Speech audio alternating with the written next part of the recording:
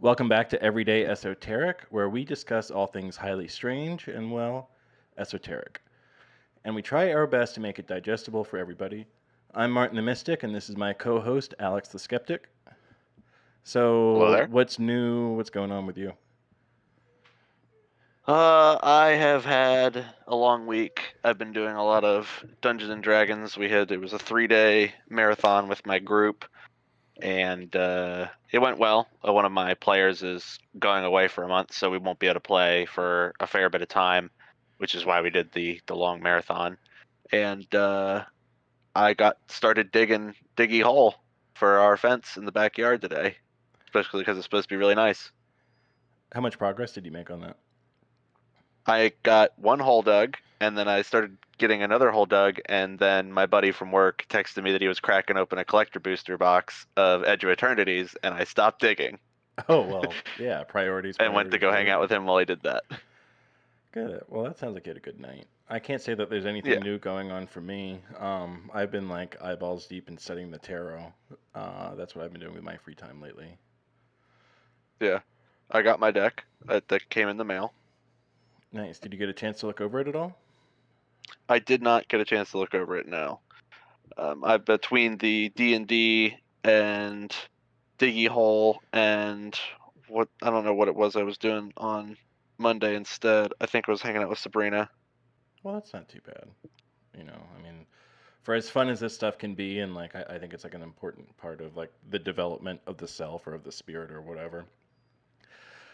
The rest of that stuff is also very important. Just happen to have a lot of time at work where I can, commit to reading and doing what I need to.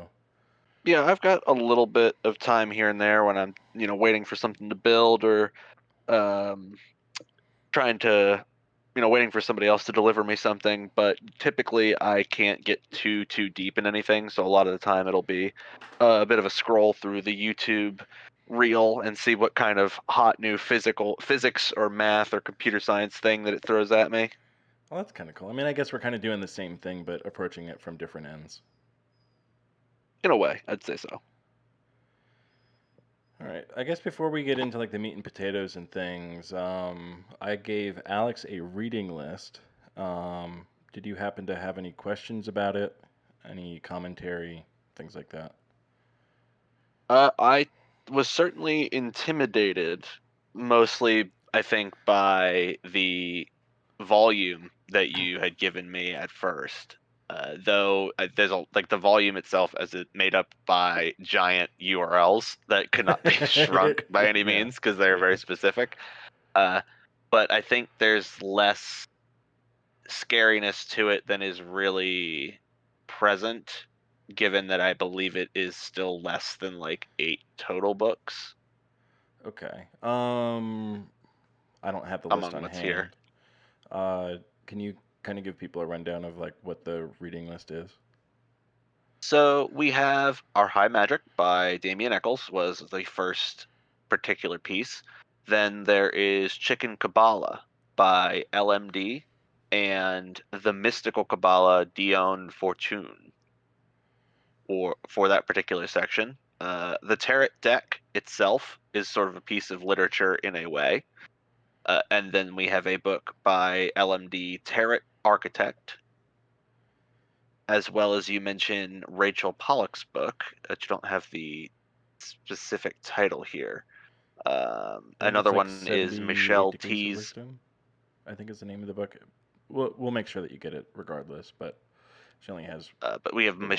We have Michelle T's Modern Tarot, as well as we have then Astrology for Beginners, which goes over the basics. We have Consorting with Spirits by Jason Miller,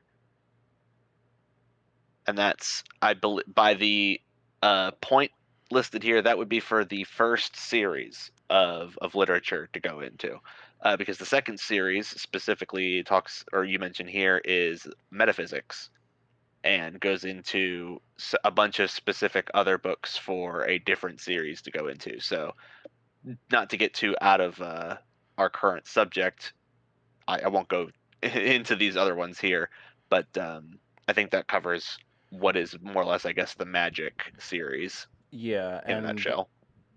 kind of what I did is throw a bunch of books at Alex and be like, this is more or less what you need to get up to speed. Now, this is a lifelong journey, and I've been reading this kind of stuff for 4 or 5 years now, or something like that. But it's one thing to, talk about it, then it's another thing to practice it through the lens of a single book. But this is, as you'll find out in this episode and in future episodes, it really establishes a way of thinking. So, kind of the more information that you can have behind that, the better that you're going to be. Right, right. And I think it's going to be very interesting given that I get to sort of like turbo cram some of this information and then, I guess, speak to you about it more specifically. Yeah, and I'm really excited to see what your perspective on a lot of it is, especially like when you get into Chicken Kabbalah and Dion Fortune's book, The Mystical Kabbalah. Because like the Kabbalah isn't a religion. It's not like even necessarily a form of spirituality, but it's more of a way to organize your thoughts, organize the nature, the structure of the universe, and of the self. And then having your very specialized science background, where you are more familiar with physics and mathematics, and you generally have more of an interest in that realm of things, to bring that kind of mindset or association into it. Yes, absolutely. So, again, let me remind us what we're doing. So, I, Martin, am an occultist in that I study and practice Western esoteric traditions. These esoteric traditions are, in the simplest form, supercharged self help. The Western traditions are rooted in Gnosticism, Hermeticism, and Eastern esoteric traditions that include Taoism, Taoism, Buddhism, yogas, and likewise influenced by the teachings of Carl Jung. I asked Alex if he'd like to see what this is about, and I'll have him speak to that. Go ahead. Yeah, so I've had a bit of an opportunity to give the fourfold breath at least some tries. Admittedly, it's difficult to get into another habit, especially given there's a wife that doesn't do it, and I'm inclined to spend time with her Yeah. and do the things that her routine coincides with in regards to mine. But I have been performing it. I find I found at least that the first time I did it, time got away from me. I had originally laid down to do so, thinking that it would be a lot slower drag of an experience, and found that I had expected maybe only a couple of minutes to have gone by, but actually 10 had.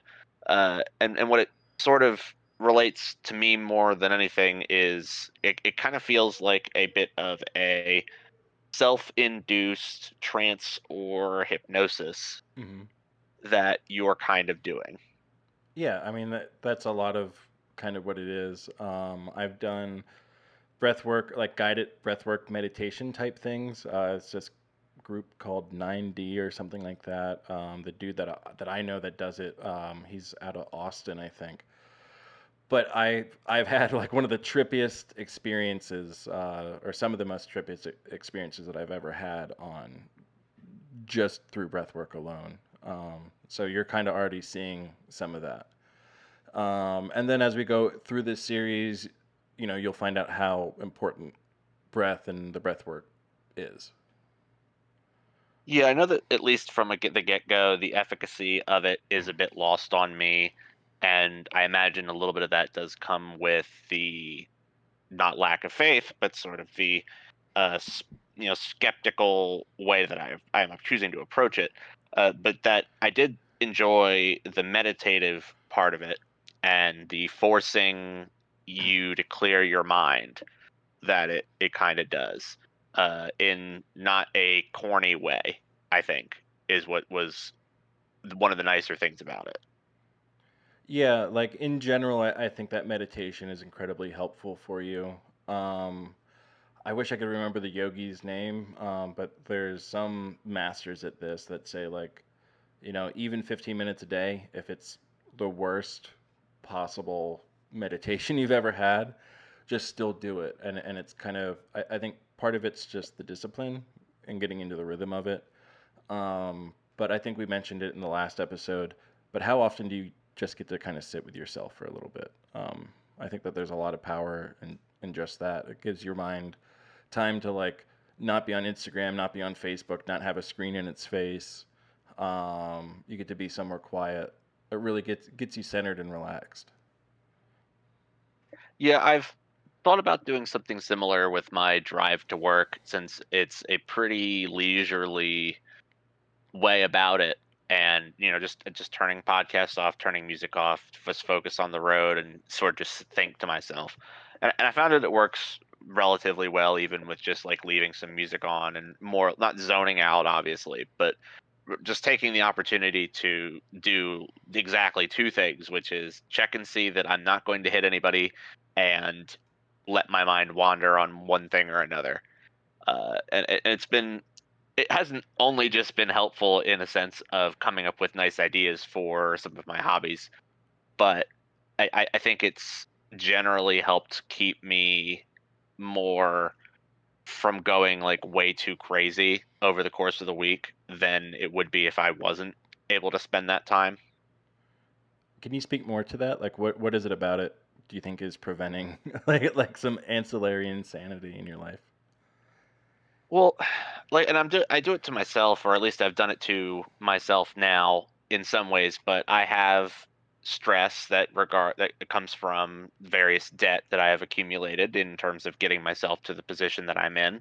Uh, having a house and getting a degree and having a wife costs money. Life costs money, and life will throw things at you that then will put you into a deficit, and that generally weighs on me but doesn't really cause as much stress as like the things that I need to do to continue to better myself and my surroundings. So the worry about whether or not the fence is going to get done, the planning of the wedding, the taking on of more responsibility with getting a tutoring job so that way I can bring more money in. All these things continue to sort of like, they stack on each other and they cause stress, especially when I want to try and balance all of those things with, oh, I'd like to do these three different D&D groups, and I'd like to do this podcast with Martin, and I'd also like to be able to do War Crimes in RimWorld. Yeah, new DLC just dropped. What is it called? Odyssey? Yeah, it lets you like fly around Yeah. in your own little spaceship. It has completely changed a lot of the schema of the game, and it's great. But that's that's outside of the context of this podcast. I think it depends on whether or not your ideology that you Oh are yeah. choosing to have your little men uh, adhere to.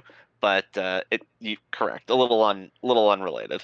Well, it's kind of interesting, and it kind of points to some of this kabbalistic thought that we'll learn over time. But I do think it's fascinating, and for y'all listening out here, it's probably gonna be like, oh, like, yeah, that's a bunch of bullshit, or like, oh, it's just like coincidence. We're gonna find out that there might be a lot of coincidences, and once you start seeing a lot of coincidences, it usually means something. Um, but long story short, the anomaly came out. The anomaly DLC came out around the time that I first started getting into this stuff, especially with like spirit and like demon or whatever evocation, which is more or less the theme of that DLC for RimWorld. So it was kind of interesting to me how two interests or two things around my sphere of interest kind of like coincided in that moment for me. Yes, synchronicities are very curious in general, especially from a skeptic point of view. Is that coincidence is coincidence, and the synchronicities are the way that they are. But there is definitely something odd about how the world and existence can create these interesting little, blips of sameness. Yeah, I think we'll see some of that, especially when we get into the tarot. But we'll also cover that when we cover Carl Jung as part of probably metaphysics, if not, just later psychology or something like that. Um, let's get into like some of the main topics today. There's a couple things that I want to talk about first. Just because it's the year 2025, everybody's on the internet. There's various degrees of different opinions being shot around there, and there's not a whole lot of like good publicity in general for esoteric thought or occultism. So up front, we need to create a space for objective thought in regards to language, and its place place some type of subjectivity into its own place. We can retrieve it when we're done so that you, the listener, can approach esoteric and occult concepts with an objective mind. I ask this because I imagine I will have an audience that is totally unfamiliar with the concepts presented. We might have others that have preconceived notions. Have you ever realized that sometimes it is easier to think about a concept than it is to explain it or put it into words? By and large, the occult is definitely one of those topics. As a way to inseminate your mind with information, I like to disseminate some ideas surrounding gendered language first. You might hear the terms like divine masculine or divine feminine and immediately think one way or another about it. We may discuss things that are womb-like or phallic, and if this bothers you, I highly suggest you reflect on why it is that it bothers you. I'm simply asking you to take everything in before making a judgment. While it is useful for analysis and other facets of life to be aware of the implications and usage of gendered language and how it influences society, we still need language, symbols, and concepts that help denote one thing from another, and do so in a way that is more or less universally understood. This language is used to form a baseline understanding and create a symbolic connection. This symbolic connection can often be employed to make the explanation of anything more familiar. We are not inherently talking about men and women. We're talking about the universal concepts of equal parts of a whole. We're talking we're talking about the positive or negative observed in physics, chemistry, and mathematics, and the functions that they serve. We're talking about the biological concept of male and female, and how you would not be here without it, at least not in this form. The concept, the archetype itself of masculine and feminine, the Mars and the Venus, the fathers and the mothers. Linguistically, it helps us make things considerably less ambiguous. Exoterically, exoterically, we can see the physical structures all across our world fit this dichotomy. And indeed, when we start making the connections, we can see how esoterically they are complementary parts that ultimately make a whole. These parts or aspects are functionally and symbolic of their place within the universe. This does not mean one is not greater than the other, and everything that is gendered one way can in fact act independently from the other but contains aspects of the opposite.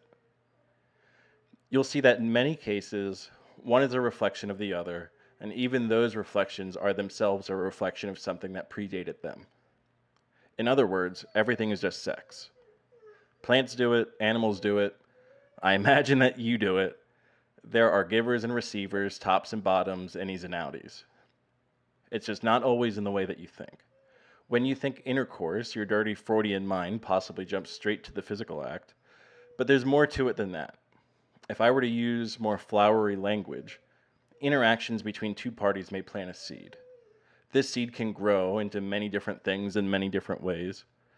You may find that my words have planted a seed in you, consensually, of course, or at least I would hope so if you've made it this far. So let me take us back to Genesis for a moment so I can explore this land of confusion with you. Even one of the Hebrew words for God, Elohim, indicates a synthesis of two halves, a male and a female that might be separate but are found in tandem. These are the two halves of God, and by Kabbalistic philosophy, they created everything. El is the root word for deity, Elo is the feminine singular, and Im is the plural ending for things that are masculine. This can thus be translated to gods and goddesses, or possibly a dual gendered deity. Elohim refers to itself in the plural. In Genesis, I can't remember what the number is, but in Genesis, it says, "Let us make Adam in our likeness." Of course, this implies the source of everything had some type of intercourse or was transgendered. This is not ripped from some weird translation of the Bible, and I promise you, if you order a King James version off of Scamazon, just like I did, you'll. This is not ripped from some weird translation of the Bible, but from the standard thin pages of the King James Version. I had mine overnighted from Scamazon, and I promise you'll find it in most other versions of the Bible as well. One of the interesting things that is worth mentioning with this is that the description that you can use for this is binary, and at the same time, when you mention that the word, like the etymology of this word for Elohim, has both the feminine singular and the masculine plural and refers to itself as us, there's I imagine something very significant about an entity that would be able to be both and subvert the binary that still is everything else.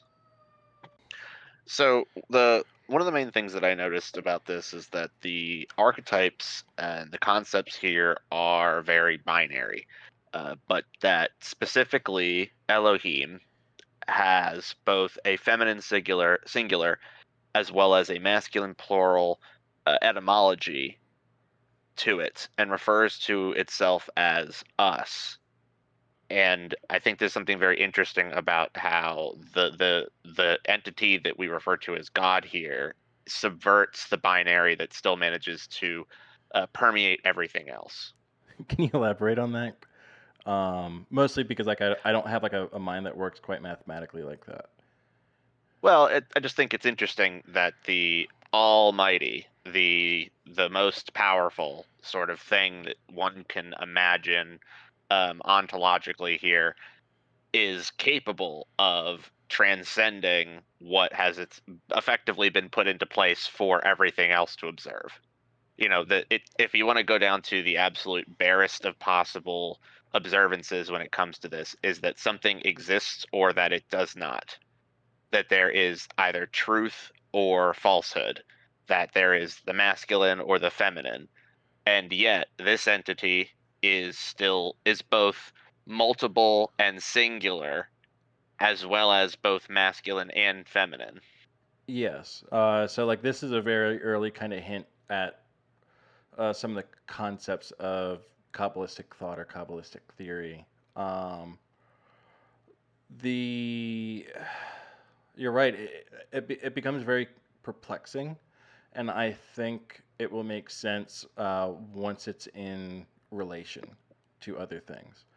But it's effectively describing the beginnings of manifestation. Um, I think too, like it's also kind of our first, especially as we tackle this concept, it's kind of our first opportunity to question whether or not we're speaking of God in the biblical sense, as a personification rather than a source or a form. Does that make sense? Yeah, exactly.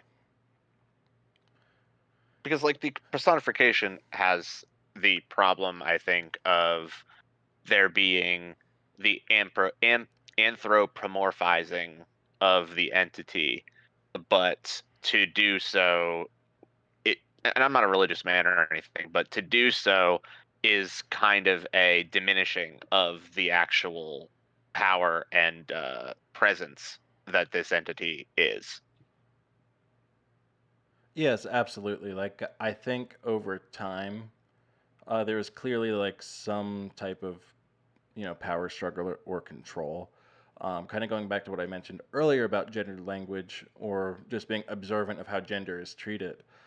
You know, the translation or the transliteration of this story over time clearly made it a masculine figure for some reason.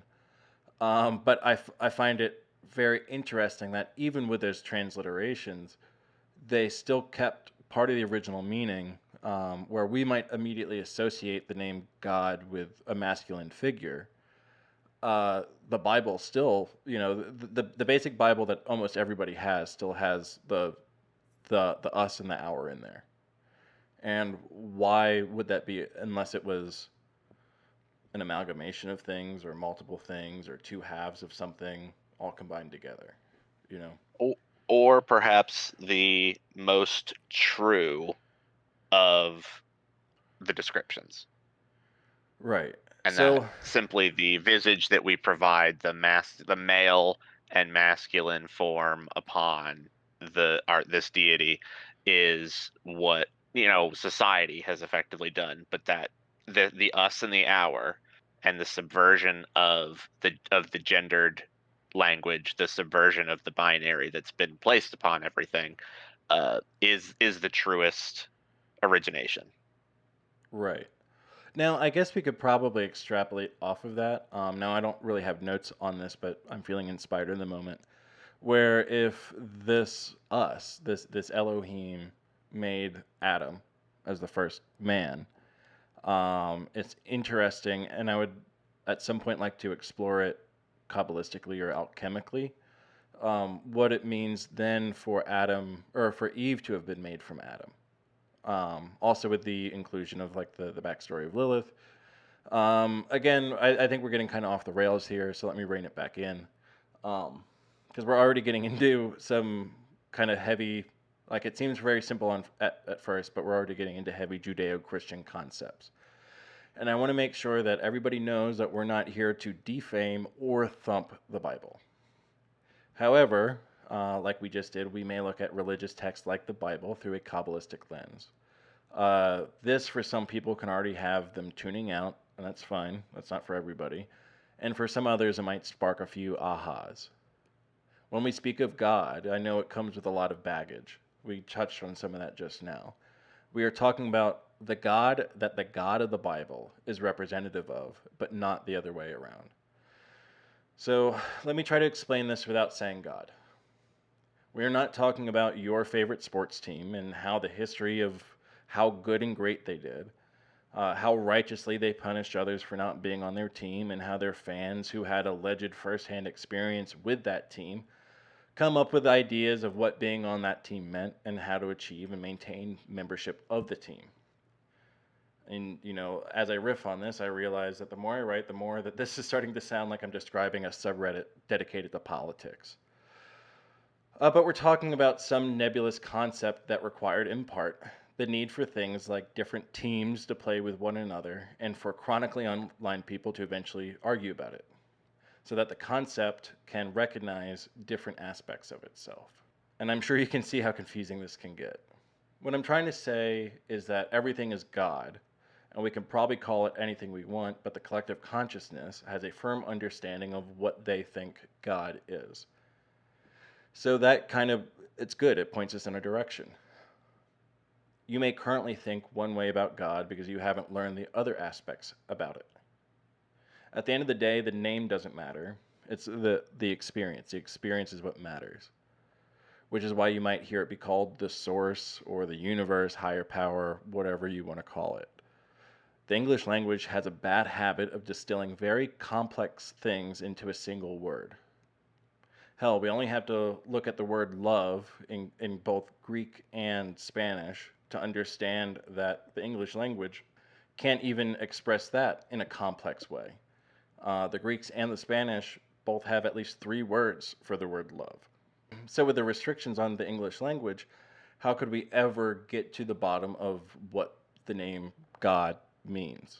Whether you know it or not, your experience with this nebulous thing has been both positive and negative, and that has impacted you more and more profoundly than you might ever understand. And as a thought experiment, next time you get on the old black and yellow, meditate on the presence of God and the presence of love. Pick any of your favorite websites or social media and try that. God is something higher than a concept, and it's silly that a bunch of people tried to make an intellectual property out of something that's inherently just in everything. Is black and yellow supposed to be Pornhub? Yes. That's the last thing I want to be thinking about when I'm trying to goon real hard is whether or not my guy upstairs, gendered language, whether or not my guy upstairs is right there watching me yank it. But I think I get what you mean.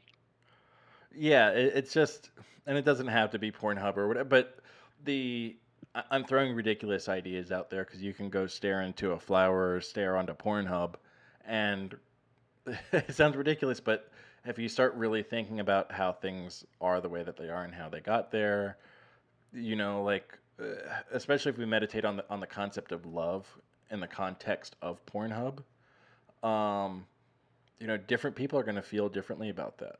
Because for some people, love is sex, or sex is love, or love is something else. We have euphemisms like making love in regards to sex. Um, that's the kind of stuff that I'm saying when I say meditate on it. Just find some inspiration somewhere to kind of think about these two concepts.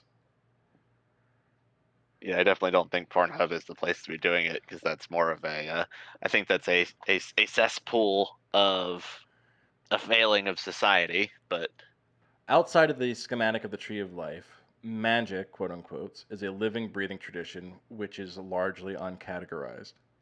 Yes, there are lodges and orders and mystic schools of thought, but there isn't a centralized dogma that makes it organized in the ways that you see in religions. Now, I could admit it may help you to be around people who can teach and talk to you, but you don't have to be part of these orders or lodges. It's unlike Christianity, where, for the most part, you are encouraged to be part of a church. And I'm not intending to and I'm not intending to bash Christians here. It's true that part of the Christian ethos is to follow the Bible as literal and at face value. And part of that is inspired by the book of Matthew. I think it says something like, where two or more are gathered, God is present. Um, this system of magic that I've been working on, and Alex is currently starting to get into, be approached entirely divorced from the practice of religion and can be approached purely philosophically or psychologically. Simply put, it's a way of thinking about the construction of reality and of the human mind. In fact, let me muddy the waters a little bit more. High magic, which is rooted in Kabbalistic thought, is highly syncretic and uses archetypes, symbols, stories, and faiths from all around the world.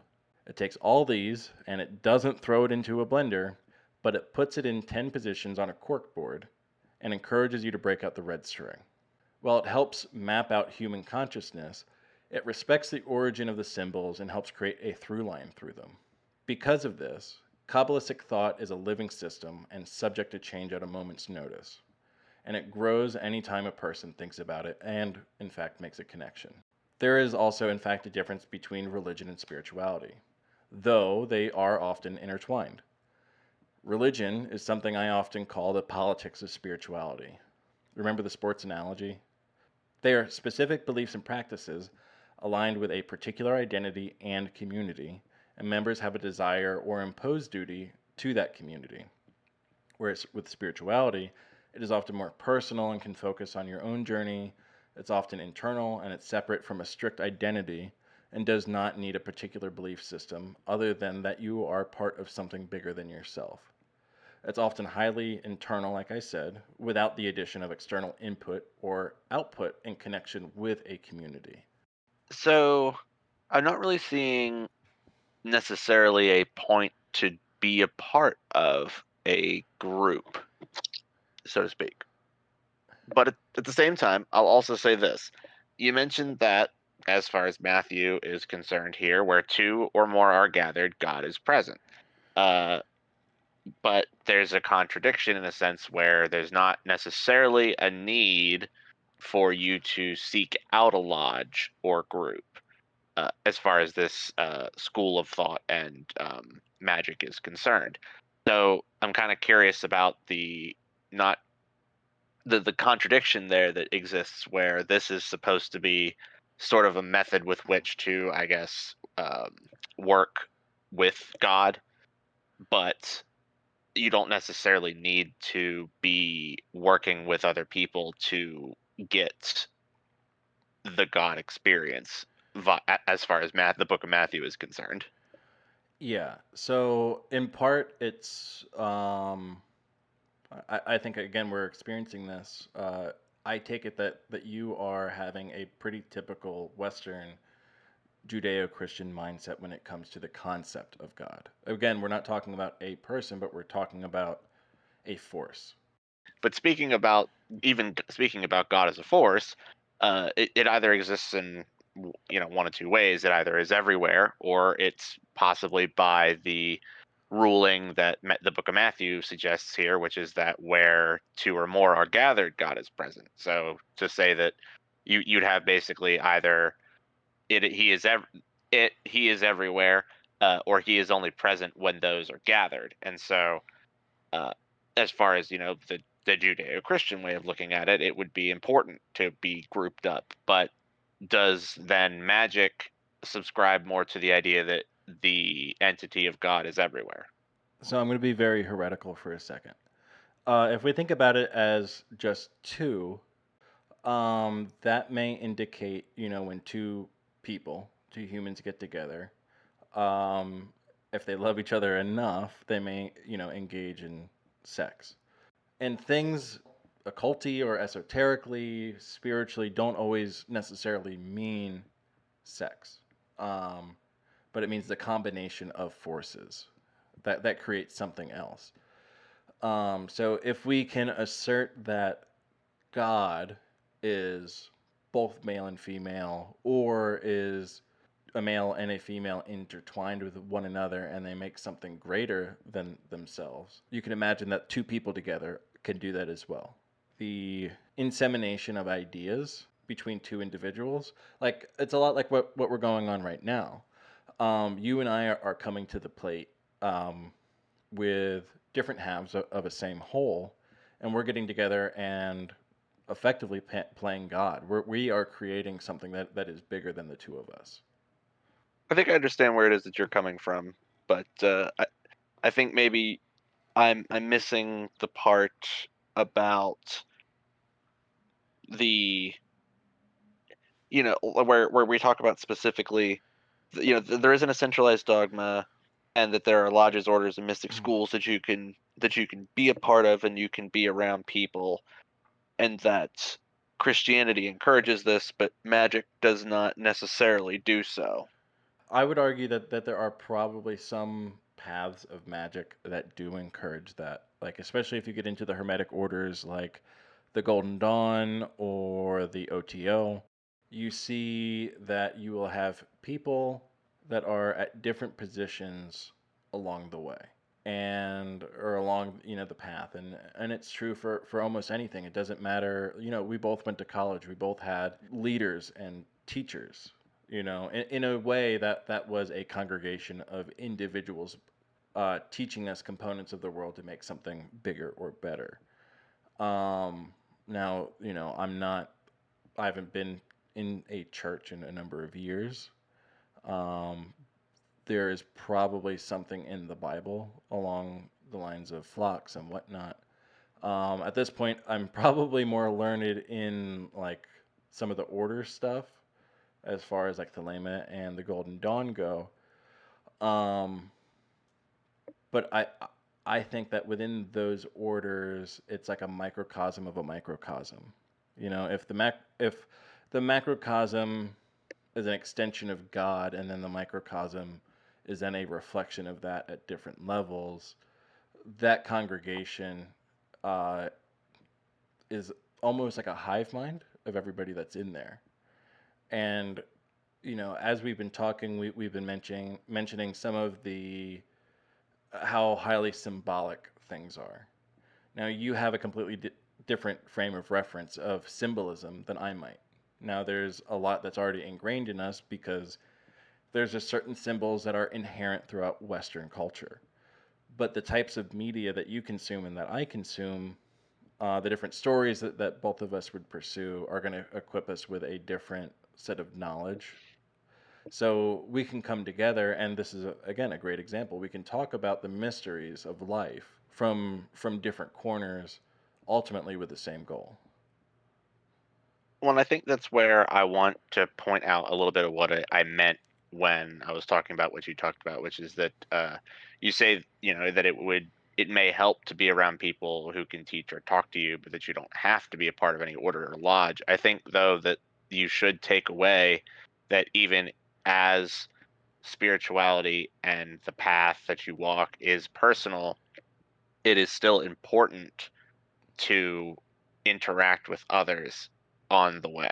You cannot do it solely by yourself. Yeah, and that kind of goes back to the synchronicity thing where just being kind of aware, just aware, really. Just being aware of what's around you, the materials that you're reading, that you're consuming. It doesn't, you don't just have to read it. But all of those things really begin to inform you. Um, and I think it's for me, especially exploring different religions and different beliefs and different systems, whatever.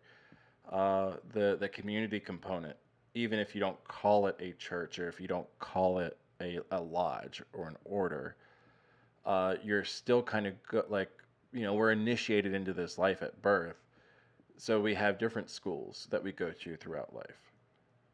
Hmm. And it could be your Discord friend group, or it doesn't always necessarily have to be like some big spooky thing. Yeah, I am quite the high-ranking member of the Code Don't Work Club. Yeah, I can't say that I'm a high-ranking member of anything other than you know maybe my own house.